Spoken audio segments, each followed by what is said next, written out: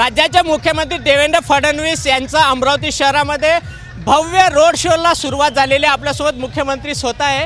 आधी सभामध्ये खूप होत होत्या, परंतु आता रोड शोला इतका उत्कृष्ट प्रतिसाद मिळतो, ही संकल्पना कशी आली तुमच्या डोक्यात? मुळामध्ये 29 महानगरपालिका आहेत आणि 7-8-9 दिवसच मिळाले, त्यामुळे सगळीकडे जर पोचायचं असेल तर वेगवेगळ्या पद्धतीचा प्रचार करावा लागेल। म्हणून आम्ही ठरवलं काही ठिकाणी रोड शो, काही ठिकाणी सभा, काही ठिकाणी प्रगट मुलाखती आम्ही करतो। अशा माध्यमातून जनतेपर्यंत पोचायचा प्रयत्न आहे, कारण कार्यकर्त्यांना आणि नेत्यांनाही वाटतं की आपल्या शहरामध्ये आपला नेता आलाच पाहिजे आणि रोड शो एक असं माध्यम आहे। आपण पाहू शकता इतका प्रचंड प्रतिसाद त्याला मिळतो। लोक खूप मोठ्या प्रमाणात या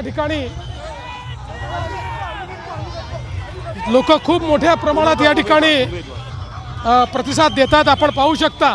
आणि कदाचित सभांपेक्षाही जास्त लोक हे रोड शोमध्ये आपल्याला पाहायला मिळतात, त्यांचा उत्साह पाहायला मिळतो।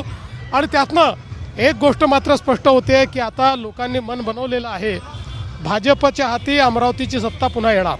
एक शेवटचा प्रश्न, शिवसेनेचा आज उद्धव ठाकरे आणि राज ठाकरेंचा वचननामा जाहीर अनेक घोषणा केलेल्या आहे आणि महापौर हा मराठी माणूसच बसेल असं सांगितलं नाही, त्यात त्यांनी नवल काहीच सांगितलं नाही।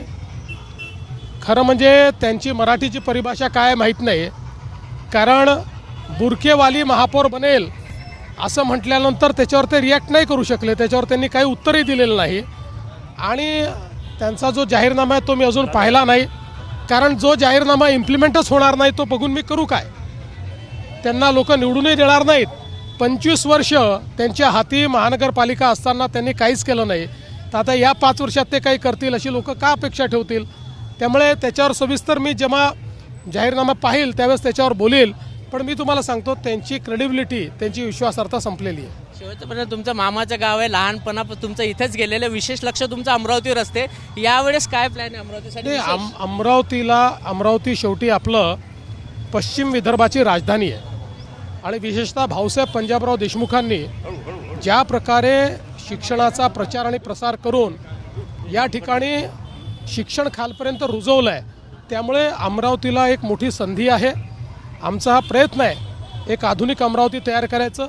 गेल्या 5 वर्षात जेव्हा आम्हाला सत्ता मिळाली, अमरावतीत खूप मोठ्या प्रमाणात आम्ही विकासाची कामं केली। आज 30 कामं आपल्याला पाहायला मिळत आहेत, पण मध्ये खंड पडलेला आहे, कारण मध्ये सरकार गेलं वगैरे। आता पुन्हा आम्ही मागे लागलो आहे। एकीकडे विकासाची कामं, भुयारी गटार योजना, पिण्याचं पाणी, तलावांचं सुशोभीकरण, रस्त्यांची कामं, ब्रिजेसची कामं, ही सगळी तर आम्ही करू। महानगरपालिकेला नवीन इमारत आपल्याला द्यायची आहे, पण त्यासोबत अमरावतीचा एअरपोर्ट हा आम्ही आधुनिक केलेला आहे। आता त्या एअरपोर्टवर साऊथ ईस्ट एशियातली सगळ्यात मोठी फ्लाइंग स्कूल जी अमरावतीचं चित्र बदलवेल, त्याची सुरुवात येत्या 4-5 महिन्यामध्ये आम्ही करतो। तिथलंही काम जवळपास झालेलं आहे, त्यामुळे टेक्स्टाईल पार्क आता या ठिकाणी तयार झालेला आहे। रोजगाराची निर्मिती मोठ्या प्रमाणात आम्ही केलेली आहे। त्यामुळे केलेल्या कामावर आणि पुढच्या विजनवर आम्ही मत मागतो। अमरावतीकरांचं एकच मत आहे की सभेपेक्षा रोड शो आम्हाला खूप आवडला। हां, मी अमरावतीकरांचे आभार मानतो।